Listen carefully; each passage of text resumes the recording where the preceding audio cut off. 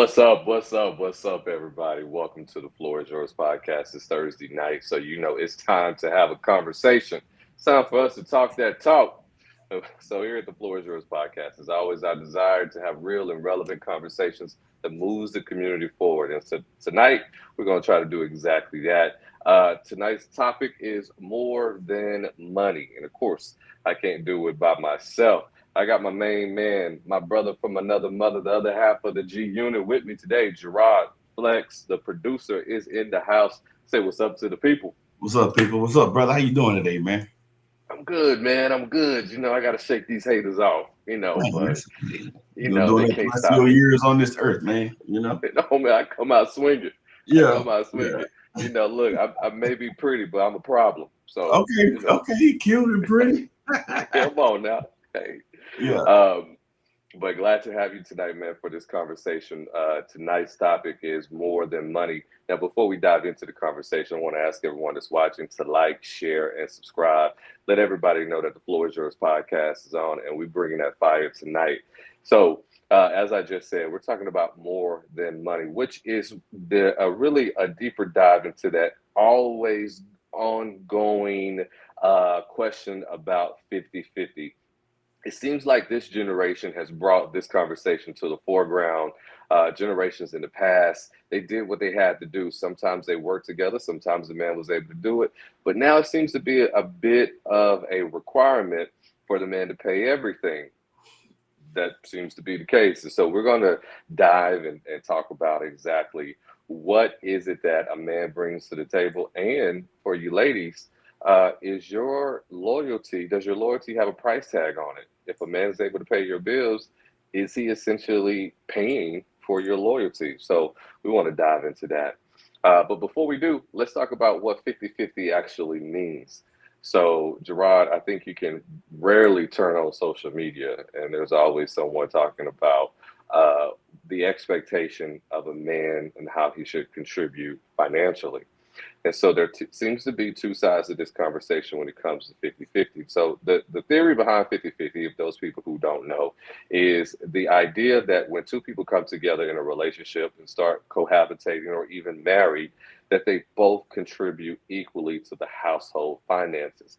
One person puts in 50% of the cost, other person puts the 50%, and together they pay 100% of the bills. And so that has some people uncomfortable. Some people feel like it's the man's requirement to pay all of the bills, and some people say it only seems fair. So before we get into the conversation, Gerard, where do you land on this topic? Is it fair, or should a man just be a man and step up? Man, this old saying that people say fair is a place they judge pigs, right? So no, Come in other words, on. I think it's less about fair and more about setting expectations based off of true understanding. So, and some people say, like, Gerard, you're taking the easy way out. But I think, everybody's situation is different. Way Right, people was right. brought up, what they're passionate about, and even, let's be honest, there's something to be said about when a person is the primary breadwinner and they are shouldering the load of the financial burdens, right? It makes Hmm, the other hmm. person maybe more dependable on them. And Yeah, the yeah. reason or the logic behind that is such as if they're more dependent on you, that they're more loyal to you or Right. more accommodating of you or a number of things, right? But I think the other thing about that is like the title is more than money. And if we're Yeah. solely focused on money, I think we miss the mark tremendously. And you overlook those other things that matter in relationship too. So it's going to be an interesting conversation. I like that you asked also, Gregory, about this that buy the woman's loyalty. And if you Hmm. look at it, and you mentioned this on social media, if you look at it, it you can't hardly turn on social media, whether it's Facebook, IG, TikTok, and somebody is talking about, the man in some form or fashion Yeah, financing yeah. something, whether it's the family, whether it's a meal, whether it's a trip, whether it's Hmm. getting your nails done, your hair done. There's an expectation with some that is his job or his duty. And if it's not, that somebody else. And I think it makes it transactional, and not to unpack it too much now, but to your point, like what does that mean if they can buy your loyalty? Is that a transactional relationship? And if it's such, how much control does he have over you based off of what he does for you? Is something that I think they got to consider. Man, you just said a whole lot right there. That's a big conversation to have. Let's talk Yeah, about first how we got here though, because yeah, it didn't seem like this was a conversation in our parents' generation, and it didn't seem like it was even a conversation maybe even 20 years ago. It just kind of was assumed that when you were a couple, that whoever made the most money would generally contribute the most toward the bills, and who made the less just pitched in where they could. It seemed like, and I could be wrong, that both partners had a certain expectation. Like, listen, I'm not going to go into to this relationship not expecting to contribute something, you know. So we were generally it was kind of more like percentages, you know. It was kind of like, since I make more, I'll pay the biggest lump sum. But now it just seems like the man has to do it all. But there was a time period years ago where men did pay it all. But the caveat to that was women didn't necessarily have all of the opportunities that they have today. And yeah, so the question, you know, rises is, when we talk about women and equality, do women want equality in all areas, or do they get to pick and choose? So like, I want to be able to earn as much money as men, but I want to keep it to myself. I don't want the responsibilities of actually having to pay the light bill, the water bill, and the mortgage. Men, y'all still keep that, but let me just be able to pick and choose the parts of equality that I actually want. And so that is sometimes the feeling that men have, is like, you make just as much and sometimes often even more than I do, but the expectation is I still got to be the majority payer for all of the bills. I yeah, can see why men would be troubled by that. yeah, yeah. You have some great points, and you know when you were talking about like what happened then versus now, Hmm. you know, times change. Not and the expectations a lot of times is built off of you know what's needed to even have a decent life, right? Right. So you think about when our parents and grandparents were coming up. Of course, there were women in the workforce, but there was less of them, and you know that whole idea or the fact that women made pennies on a dollar compared to their male counterparts was a Hmm. real thing that they had to contend with back then. So again, fast forward to today when it takes often two incomes. Now I'm talking about just being practical about what it is. If it takes two incomes and your man, the woman, the male in the relationship can't afford to pay everything, then what? I mean, I Right. don't care what you wish or you would like to happen. If he can't afford it, he just can't afford it. And I Yeah. mean, there are numbering factors right there. You know, women, they're the black women are the highest educated population out True. there now. Right. Yeah, they're out there where Absolutely. the black women are getting it, and it's paying off in their income. You know, Yeah. and kudos to them. You know, I don't feel any kind of negative way about them. I am happy and I support women getting their education and increasing their finances so they can have a better quality of life. But again, towards think about the title of the show. It's more than money. So when you're getting in the relationship, and now she's no longer as dependent on him. What does that mean? And when I say dependent, a lot of it is by choice. So just paint it a different way now. Honestly, it is different. She's making more money, but she says like, "Hey, I want him to pay." If it ain't balancing out how she wanted it, the relationship ain't what she want. She don't have the same barriers or restrictions that keeps her in that relationship. So what's that old saying? I can do bad by myself, or I don't need you. So even Yeah. now, even if he's willing, but she's not happy in their relationship, guess what? She still can go, right? Yeah. Yeah. She still can go. Yeah. Yeah, I wonder how much of this is also due to age. I think like if you meet someone in their 20s and they're building their career, you kind of assume that we're both going to have to pitch in. But when you meet someone, they're late 40s, 50s, and 60s, I think it's kind of assumed that the man should be a little bit more established by that time. And it seems to be that a lot of older women, and I'm ready for the chat, I'm ready for the comments to blow up. It seems like older women have the expectation that if you're 40 plus, you should be established enough to carry the weight of all the finances. by yourself. And I was going to ask you, like, what does established mean? So I'm glad that you articulated that. So it's more money. But here's the thing that we know: more money don't mean that you're able to shoulder the responsibility of headship. So Right. is it only just to pay the bills, but I'm not the head of the household, or does that come with it? And there are so many dynamics, Gregory. And then we talked about this on the past show. Who's teaching him? Who's teaching people how to cohabitate, how to be a loving, supportive mate?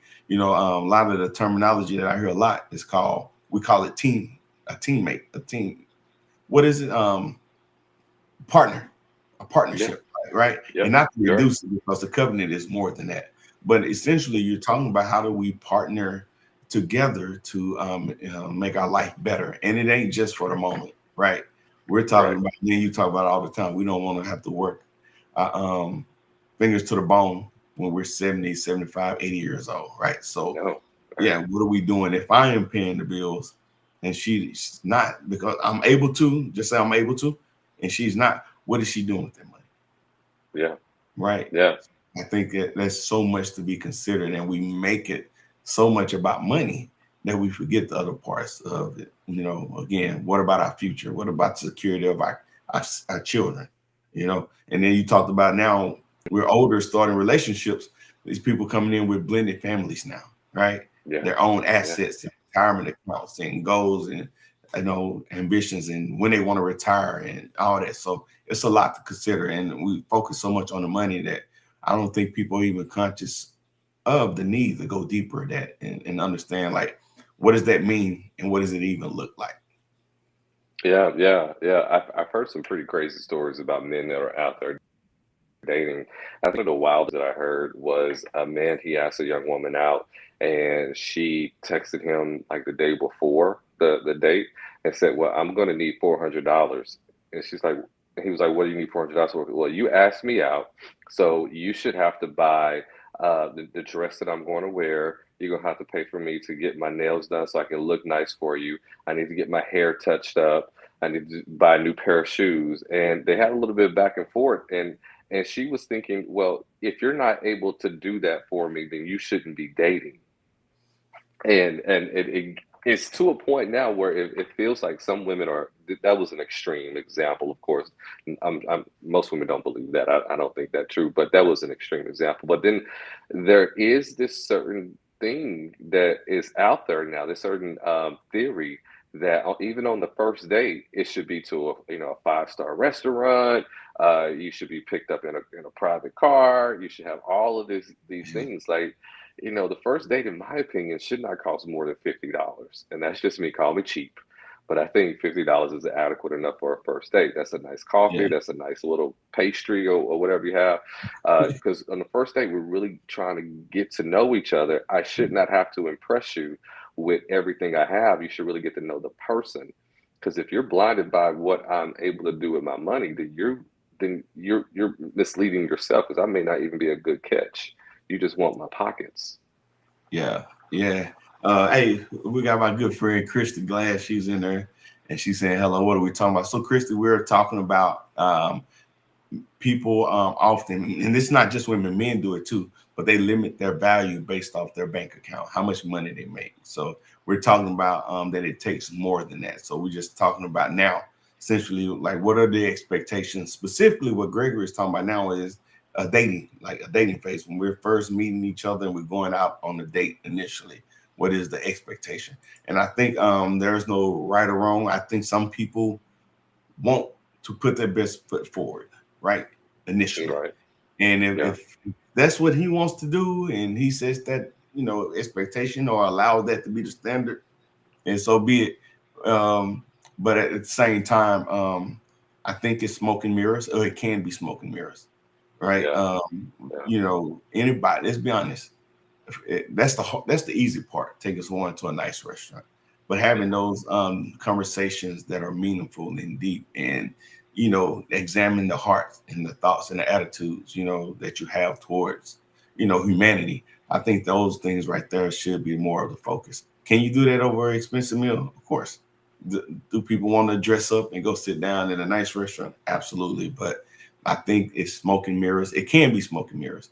To people that got it, it's nothing to them, right? But to your point, if you're dating, you know, and you're trying to get to know somebody, and you may have one or two other people up there, man, it's gonna get expensive, right? Exactly, exactly. And I don't think that stability is an irrational expectation for a relationship, right? We want stability, and that's fair to require in a relationship. But I think what is misguided is when you're going into a relationship expecting a soft life. Like I'm dating him just so I don't have to work. I'm dating him just so my bills can get paid. Uh, that becomes more transactional, and then that puts you in the position of you wanting these high value men, and you got to think, okay, if you want that small percentage of high value men, guess how many other women want these high value men, and what is it that you bring that's going to stand out from the crowd? Because I'm sure every woman wants a man. Generally, the standard is 6 foot, six pack, making six figures or more. Every woman out there wants that type of man. But what are you doing that kind of proves your worth for him? It's a back and Yeah. forth, and you don't want to reduce yourself just to Yeah. flesh. As the saying go, that high value man has requirements and desires too, and not Mhm. just what you bring. Is it what you bring? Is that what he wants? So it's something to think about. But hey, so the other thing that you said that made me consider lost the thought, man. I lost the thought. Did it come back to me? Hey, I can tell you Yeah. this. Christy ain't feeling what you're saying, man. She said pull her in, and a couple other comments. She said no, no, no, sir. So I think that was coming in when we were talking about paying for Mhm. meals actually and all that again. And I think it can be convoluted or even conflated with being chivalrous, right? Right, Paying right, for the right. meal is considered chivalry, and if you're not, then by default you're not chivalrous. And I think it takes away from the facts of the relationship. Hey, if Mhm. I'm meeting somebody for the first time, that was my thought. There's some with some people, there's a level of entitledness, right? Because they are a woman and they're going out with a man, he needs to wine and dine them. And I'm not saying that anything's necessarily wrong with him doing that, but I'm talking about the entitled behavior that comes with it, a mindset that comes with it that says, just because I'm the woman and going out with you, that needs to happen. What happened, Gregory? And that's a question for you to earning your place in a person's life, the where he can treat you, better than average or different from how he treats everybody else. Yeah, yeah. You know, I think that everybody should consider themselves a prize. And I think that if I was a single person and social media was my only instructor, my only teacher about relationships, I would think that women were more valuable than men. And what a lot of people find themselves doing that are single is that we don't really engage with each other. We don't have a circle of friends that can really give us real life experiences. And so where do we go for learning relationships? We go to social media, we go to these, so-called experts and know-it-alls, but we don't have, Music. these people that have been in long-standing healthy relationships, be it married or just being it courting. We go to social media and we allow these people who we listen to everyone who has a camera to talk Yeah, to, and yeah. and we get misguided that way. uh, I have had an experience once, and I was very pleasantly surprised by this, where I had asked a young lady out and I had said, well, I'd like to take you to this restaurant, nothing really fancy, and she had said, you know what, I really want to get to know you better. How about we just meet for coffee the first time? And I felt that that was a really good pivot because it showed me like she's not interested in how well I can impress her. She just said, "Well, let's just get to know each other first, and then we'll decide down the road if we want to continue." And I thought that was really a great way of showing value to me. It was like, I don't need you to spend a lot of money on me. I just really want to know if this is something worth investing in. And so I think that's one way that a woman can really kind of show up and stand out from the crowd, is to kind of just say, You know what? Let's take it a little bit slower and let's move it down a notch a bit. So, Yeah. I think that's worth doing too. You got the high rate of divorce in our community right now, and a lot of them conflate or mistake love for infatuation for love. Right? mhm. It's new. We're having fun. We're traveling. We're doing all this extracurricular in the boom boom room, and it's like, man, let's get married, right? And then you get married, and now life is settling in. And what's to do besides the fun, right? When the credit cards are high because you've been traveling and spending and all that, and it's time to face each other's fears and concerns and dreams and ambitions and all that, right? And they have nothing. So when we're talking about more than money, I think that's a part of it. It's like, you know, it's first thing people want to know is what do you work, how much do you make, and what are the benefits of it, right? But it has to be more to it because if it was that, the divorce rate wouldn't be as high as it is, right? Yeah, yeah. A lot of it is tied to respect too. I think that I want to pose the question to all the women that are watching: can you respect a man that makes less money than you? Because like when the bill comes in and he can't pay the bill, but let's say you could, but he can't, can you still show him respect? I know I shared this before on a previous show where there was a panel of these high value women, each were making 1 million plus a year. And the questions was, could you date a man who was not as professionally ambitious as you? All of them said no. And I always thought, man, that made me. I understood why they said that because they were go getters and they had reached a certain pinnacle in life. But it made me sad for the man who is a good man who makes a respectful $60,000 a year as a high school math teacher. And so, if you are a high value woman and you meet a good, solid, Christian, lovable, dependable, accountable man who makes a respectful $60,000 a year, you make, double that when the bills due and he can't contribute as much as you can you respect that? And I think that men have this psychology that she's not going to respect me, so let me not even try. And I think that that gets also confused with intimidation. I don't think men are intimidated by successful women. I think they just look at reality and go, sooner or later, she's not going to want to carry the financial load. So let me not even attempt to approach her. Yeah, and I think that goes back to what we always say: the conversation. Understanding. Let's communicate and ask those pointed questions, and not just, "Hey, are you gonna be okay with me making less than you?" Yes, okay. Everybody live happy, live out. I think you need to unpack that. Like, what does that mean? What does that look like down the road? Okay, my the example you gave of a math teacher making 60,000 and she makes 120,000. What are her goals? Does she want to travel? You know, frequent travel to, not just the next state over, but international travel. These things that cost more, and what does that look like? Because okay, if he is, I know people who there's one good friend of mine. He pays most of the bills, but she pays for the travel. They do travel a lot, but she Hmm. covers a lot of the expenses. So them now they both make good money, but I'm just saying in those instances though, Gregory, how are you unpacking that? Like, what does that look like down the road if I'm making half the money that you're making? And it's Yeah, like in asking her like, what else other than money do you think is important for a relationship? And I think a absolutely. lot of people struggle verbalizing those things right there. What else am I looking for? Yeah, yeah. How much value do you put on it? Unfortunately, I have seen a lot of women that would be okay with that scenario, but it's usually women that have this caveat where they have had pain or trauma in the past, right? It's usually accompanied by some type of disappointment in the men that they have dated in the past. Where they go, I just want honesty. I want reliability. I want consistency. It doesn't matter how much he makes. I just want someone I know that I can trust. And women that have reached that point, as I have seen it, and ladies, feel free to let me know what you think, is usually after being disappointed time and time and time again. by the wrong man, that they go, you know what, my values have shifted now.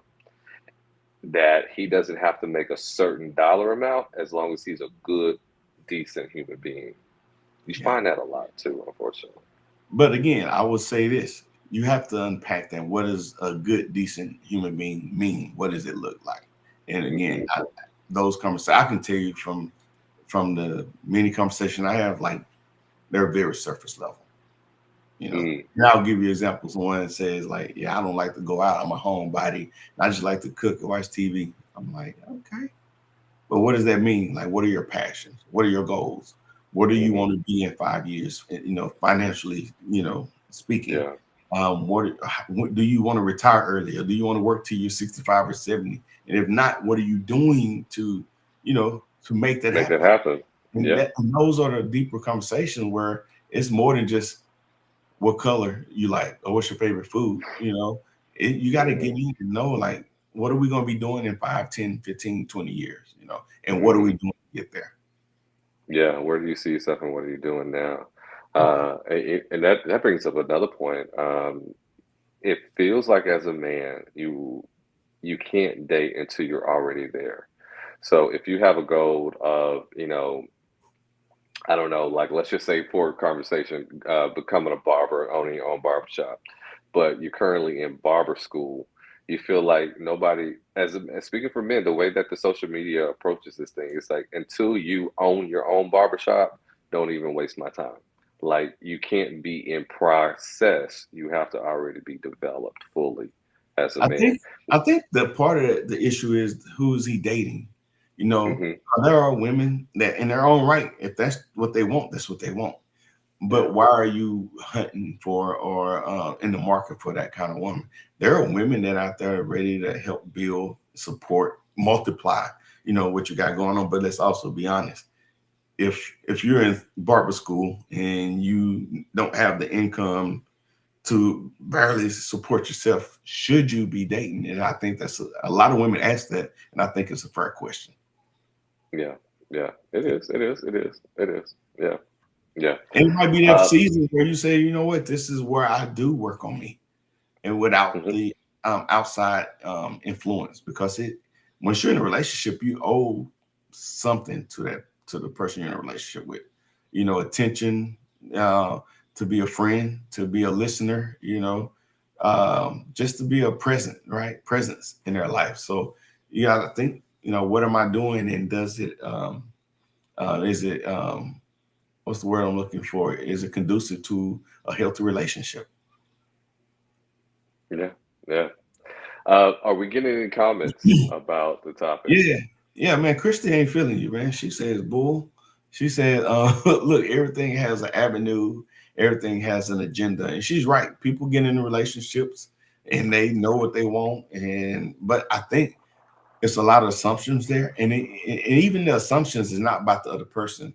There's a lot of unknowns about self when people get in there, and we're basing what we are seeking based off of old information. And when I say that, when I came out of my divorce, I had to learn who I was then. The person that I was 3, 4, 5 years before that is not who I was then. And I was doing old stuff, and I realized, like, man, I don't even want to do this, or I don't even like that. Or I would rather try this right now. So I think Hmm. that's a big part of it, is realizing, like, who you are, not just who the person you're dating. You got to know who you are so that you can communicate that in an honest way. I think that's one of the most important things you can bring to a relationship is a healthy you and Mhm. very defined you. Yeah. We tend to get in relationships just looking for a good feeling, but we don't understand what it is we actually need to feel nourished, and we don't even understand our own triggers. Yeah. And knowing your triggers, yeah, is probably one of the most valuable things you can take the time and learn about yourself. And when Yeah. they pop up, acknowledge that as a trigger and try to find out why.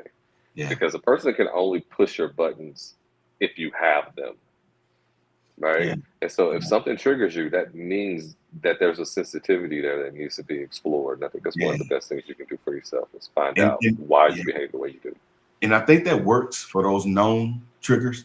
but there's some things that you don't even know about yourself, and you didn't realize you had an issue with it until someone brought that in, So I think a part of that is self-awareness, but even with that, I think there's limitations based off the circumstances. I know a big one these days, Gregory, are blended families, right? People can love kids and they can love people in general. But when you get in a relationship, marry or commit a relationship with someone with kids, it's some things that you don't know, you don't even know that you don't know, right? And so you get in there and you realize like, wow, this is challenging, this is different, this is even sometimes difficult, right? But then you hear people say, I didn't sign up for this. But one of those things sometimes you didn't even know. And unfortunately, man, we're a reactive society. We don't deal with a lot of stuff until we knee deep in it, and now we're trying to figure it out, right? But by that time, we under the same roof, same bank accounts, and they got intimate with each other, brought each other around, family and friends, and now you got people second guessing. Not only are we a reactive society, our society doesn't have any patience. We wanted it yesterday. Yeah. We don't take the time to really vet the person that we're with. We just, like you said, just run into it, and we figure it out as we go. But no, it's important to take times, and finances is one of those issues where you really should just take your time and go, hey, can I take a look at your credit report? I'm willing to show you mine. What are your spending habits? Where do you spend most of your money?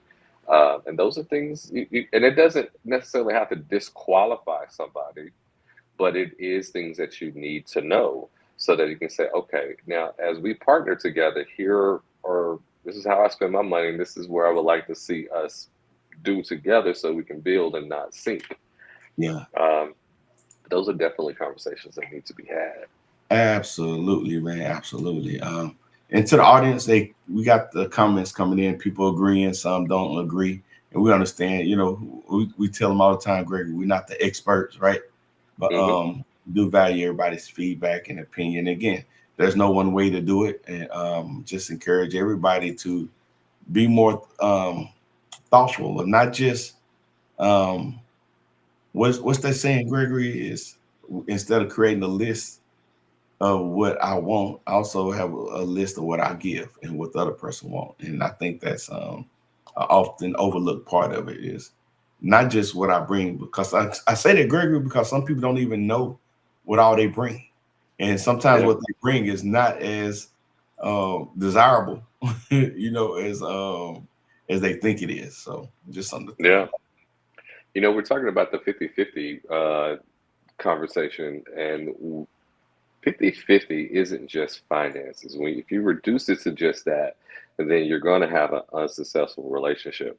What a person contributes should also go beyond finances. And so I just want to explore the things that men bring to a relationship, and the things that women bring to a relationship that should be weighed as equally as finances. So let's go to the commercial break, and then after that, we'll come back and hit that topic. All right, sure thing. Cool. All right. Real men talk. If I had a group of brothers that I could confide in, a group of brothers that encourage me to be the best man possible, that hold me accountable for actions, but brothers that won't beat me down when I fall short. If I had brothers like that in my life, I'd open up more about my challenges. I wouldn't be afraid of being vulnerable and transparent. I'd be more deliberate in my actions and not scared of failure. I wouldn't act like everything is okay when I'm hurting inside. Sometimes it seems like there's an all-out assault from the world on black men, and hurtful words from my lady cut deep. I can't show my pain, 'cause if she knew that she hurt me, she would do it over and over again, hoping that each time cut deeper than the last. I do understand that women have challenges too. That's why I work so hard to be the strength she needs. But I need a band of brothers who understand that sometimes I simply want them to listen. Sometimes I need advice, but other times I need a shoulder to lean on. I need a band of brothers that create a safe space that gives us all a chance to talk about our fears. Because it's therapeutic when real men talk. Real men talk. Real men talk.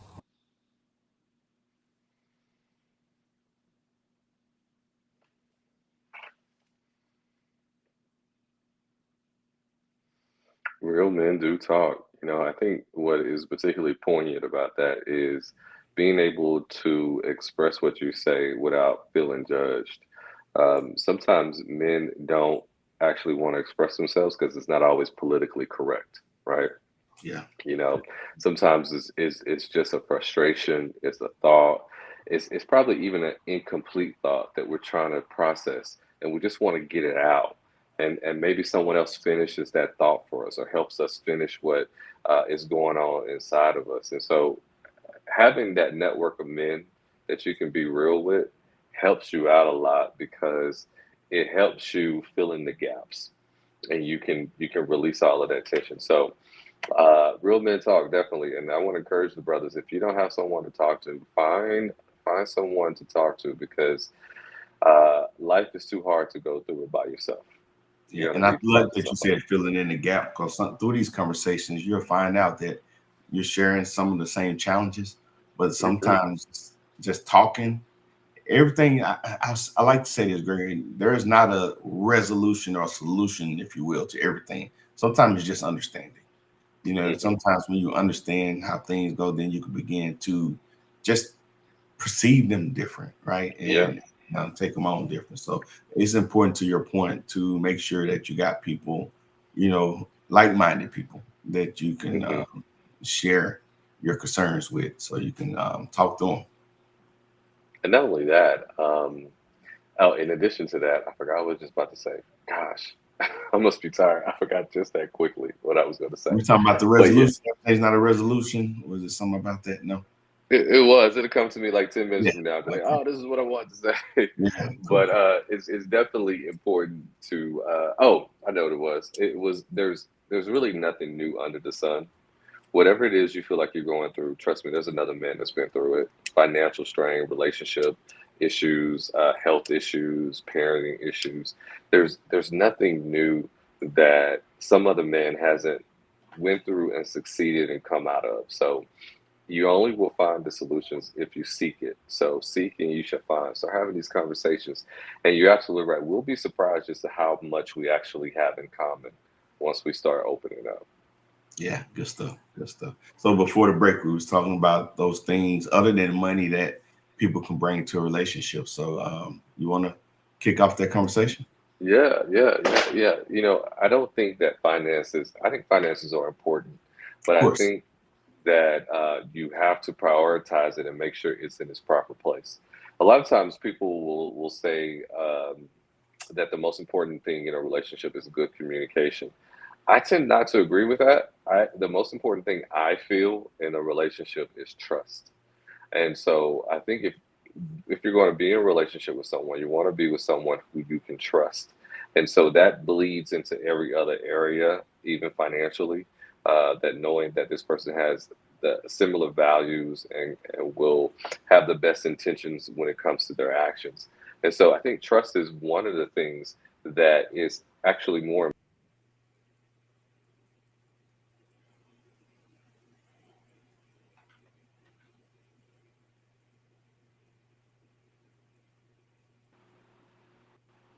There you go. You back? Yeah, I'm back. And Okay. so, yeah, you want to find someone that you can trust. I mean, because I don't want to have a lot of money, but I don't trust that you will spend it right because there is such a thing as financial abuse. And so you meet men who, hold the purse strings and they limit the access to the funds for the woman, or they dictate where we go, how we eat, how we live, and women will sometimes find themselves prisoners in this relationship. But he has all of the money. I have golden handcuffs. I live in a golden cage. I can't do anything because he controls the purse string. So you do want to be with someone who you trust, which is I also think is important. The second, did you want to say anything about that before I say the second thing?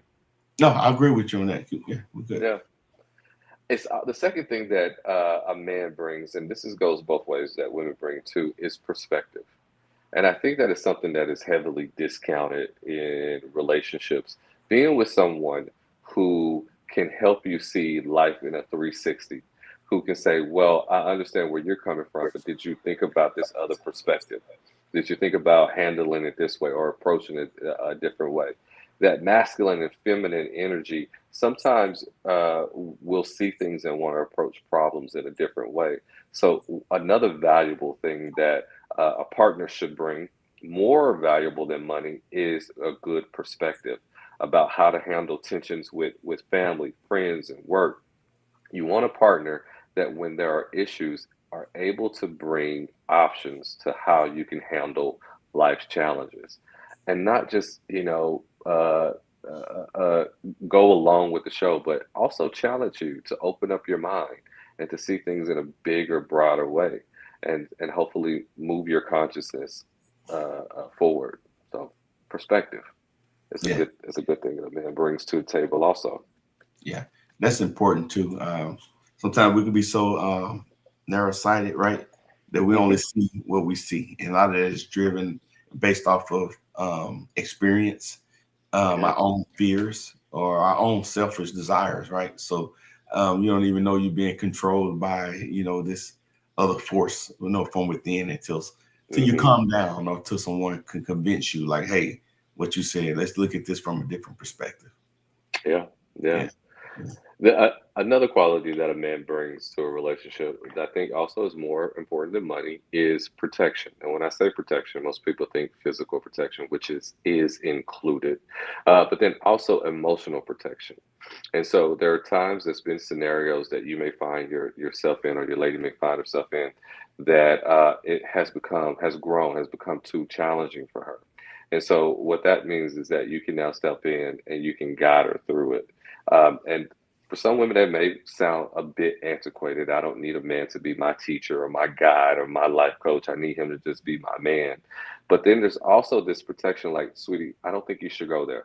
I don't know if I particularly trust this business opportunity or this person that's approaching you. This is not gonna work out good for you. So there is a level of protection along with the physical that a man brings that can help avoid some mishaps. And unfortunately, we do live in a world that when a man shows up alongside you, you get more respect. Now, you may go to the mechanic and you may actually know more than your man does about the car. But the fact is, because you have a man next to you, you're going to be treated with a little bit more respect because you have a man there. It's an unfortunate thing, but it is a real thing. And so so protection is another thing that I think a man brings to a woman that's actually more important than money. that's good. Yeah. That's good. I was thinking about when you were listening to things, you didn't say protecting them from watching certain TV shows, right? From polluting their Mhm. minds. Yeah, yeah. There is a lot to be said about that too, because because we don't get to see ourselves, right? We see reflections of ourselves, but we don't really get to see ourselves.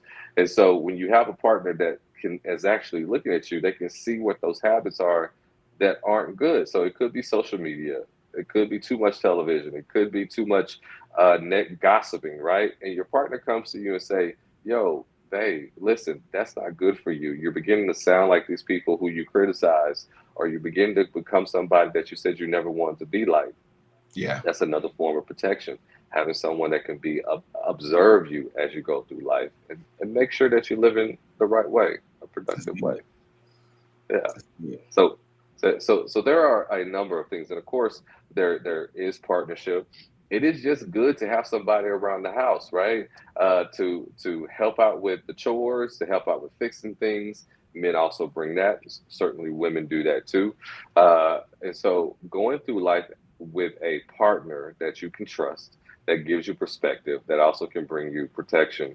All of those things are actually more important than finances. I say that because those are things that a person cannot obtain. They have to acquire through life.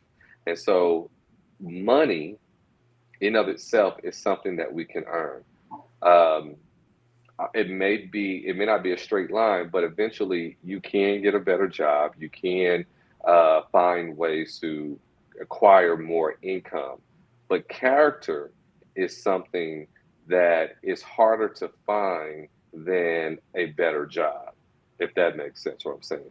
And so while money is something that you can go out and hunt and seek and bring in, character, perspective, values, and morals are things that are a bit more harder to find. And so that's why I present that those are more valuable than income, because at any point at any time, with effort and intention, your man can get a better job. He can Yeah. become a higher earner. That is within his power to do if he puts forth that initiative. But it is a much harder hill to climb to become a man of high character, of values, of protection and provision and perspective that's going to contribute to your life. So that's why I think those qualities are more important than finances. That's good. That's good. And one, you mentioned emotional stability. I did want to stay there Mhm. just for a moment. And I know that's one of your strong suits too, talking about emotional stability, emotional wellness. But I'm just wanting to talk about how closely they're linked. That's linked to trustworthiness. And I call them like, if not siblings, they're at least first cousins, right? Yeah, Emotional yeah, yeah. stability and then being trustworthy. Right. When challenges happen, I know I've heard women say like, you know what, I panicked, but he calmed me down, right? Right. And that comes with that calm presence during chaos. And not saying that women can't do it, but just talking about what a man can or should be able to bring. That is, I think, is an important one, and emotional stability is closely tied to trustworthiness. And that the other part is I've been or heard people talk about their relationship that when men it is emotional, they're ready to cut out. And one of the worst things that a person could be in a relationship and wonder if that person is committed to them. And that's closely again aligned with being trustworthy. Do I trust that he's here or that she's here for the long run and for our betterment? Oh yeah, yeah, Yeah. absolutely, and I think that's a great conversation to be had. You know, one of my favorite lines is, "You can't choose what part of the blessing that you don't want."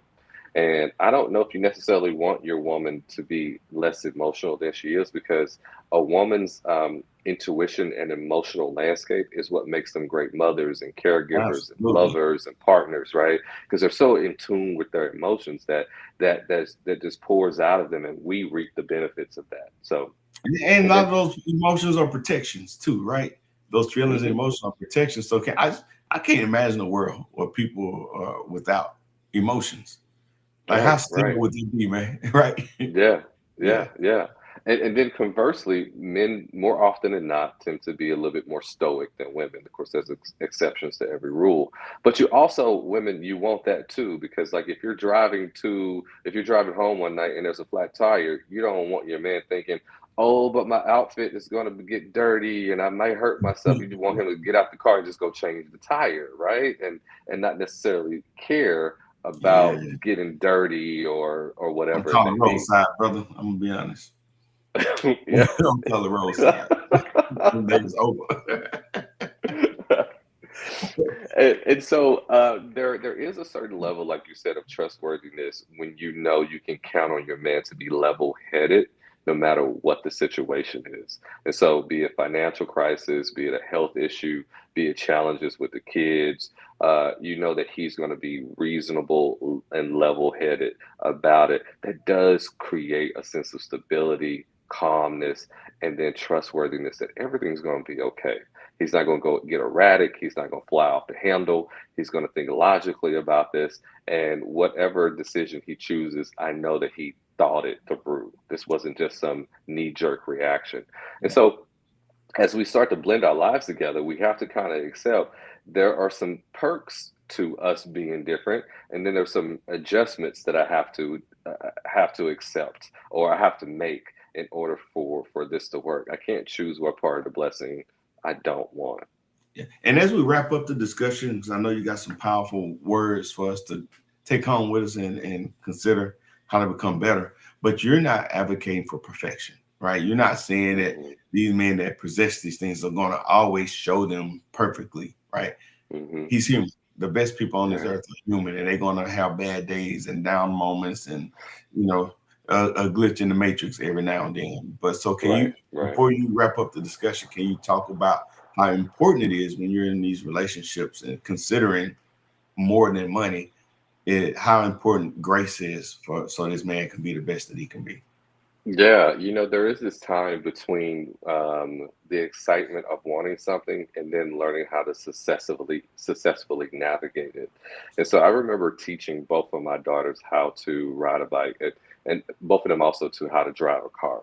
And so when they both turned 16, they both wanted to learn how to drive, right? And so they were in the beginning very, very, very, very excited about getting behind a steering wheel or hopping on the bike and learning how to do it. But especially with the bike, guess what happens when you're learning something new, like riding a bike? You inevitably are going to fall. You're going to maybe even get a couple of scratches. But if you really want it, you're going to get back up and you're going to learn. Failure is just part of the process of learning how to do it successfully. In a relationship, what we should accept to be true is that we're in a perpetual state of learning how to do it successfully. That never ends. That will never stop because the person you're with is always evolving, always changing, always discovering themselves. And so just remember, like in the beginning, you were super excited about this relationship.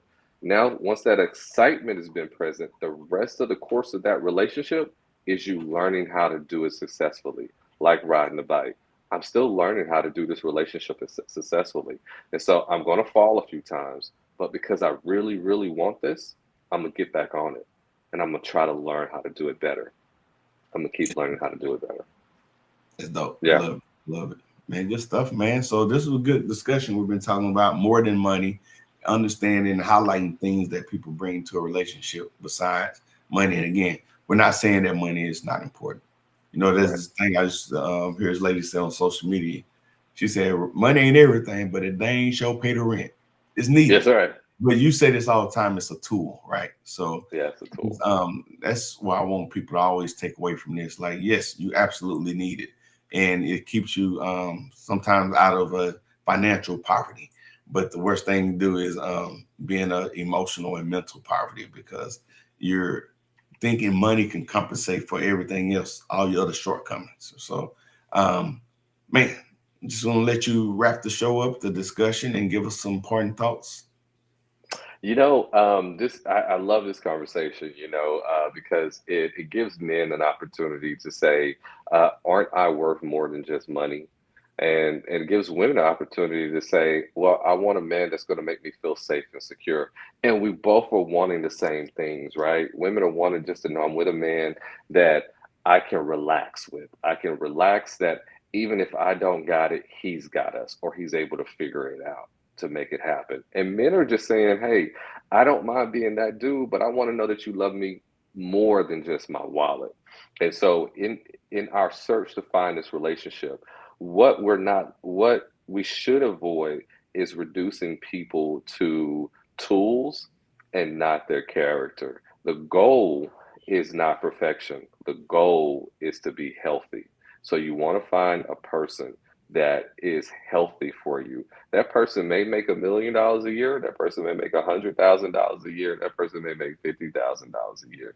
But find the person that makes your world flourish, because money is a tool that can be required based on your effort, based on your own initiative.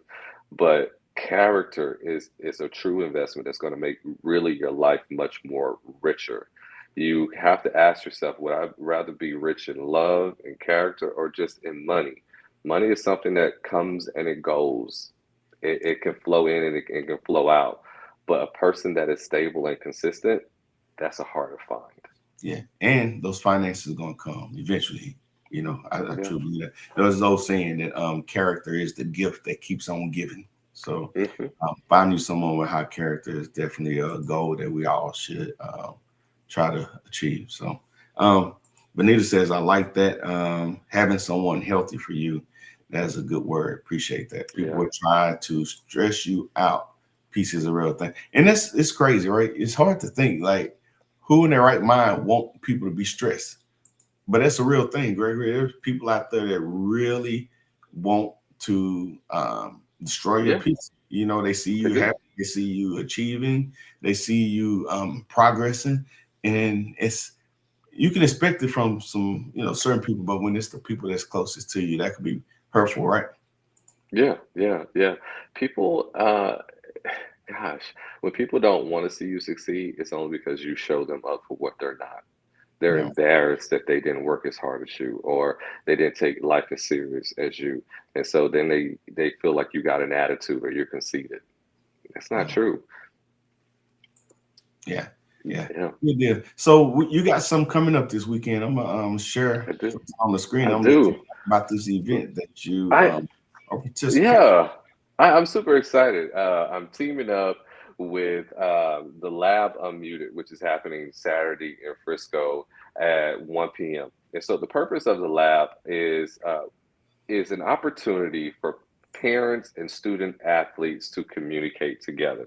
And so it's going to be this Saturday at 1 p.m. at the Sandman Hotel in Frisco, Texas. And so what we're looking to do is to open up the conversation between parents and student athletes so that they can communicate better. My role is to facilitate how communication can be improved, how parents can make sure that they are articulating and sending the right messages to their students, and how students can communicate to their parents what their needs are in a way that doesn't create friction, in ways that people can feel appreciated and seen. Because it's hard, number one, being a teenager. It is hard. I don't care what anyone says, being a teenager is hard. Then the demands of academics, that is hard as well. And then you have these pressures of coaches and school and everybody looking at you to deliver on the court or on the field. And for someone who is not yet fully evolved mentally or socially, that can be overwhelming. And so we find a lot of student athletes facing these mental health crises in their identity and struggling with self-esteem because on the court, they may not have shown up the way that the school wants them to or the coach wants them to. And so they lean on their parents, and that's where parents can step in and say, here's how to navigate this season of life. And so the Lab Unmuted this Saturday, 1 p.m. at the Sandman. They're also going to have a panel of parents and student athletes to answer questions. So if you have a student athlete, no matter what it is, if it's golf, if it's chess, if it's basketball, if it's football, if it's ping pong, you want to come out if you have a student who is serious about a particular sport so that you can help them navigate the stress of wanting to succeed in their chosen field of sport and also in life. And so that's what we're going to do. And I'm just super excited about it. It's going to be great. Yeah, so it's 1 o'clock this Saturday, March 28th in the Frisco Plano area, Sandman Flat Hotel. So we got this QR code that's attached to this flyer. We'll make Yep. sure that we put it in the comments, but also, Gregory, if you don't mind, when you get to the comments, just put some of the information in there, type it out so people can Absolutely. have it. Absolutely. I'll be sure to do that. Yeah, yeah. And also, hey, it is free. And So, and it's free. Come on out. We're going to save a seat just for you. So you get to come in and listen to the panel. And you also get to be part of the workshop that I'll be leading about how to communicate effectively back and forth.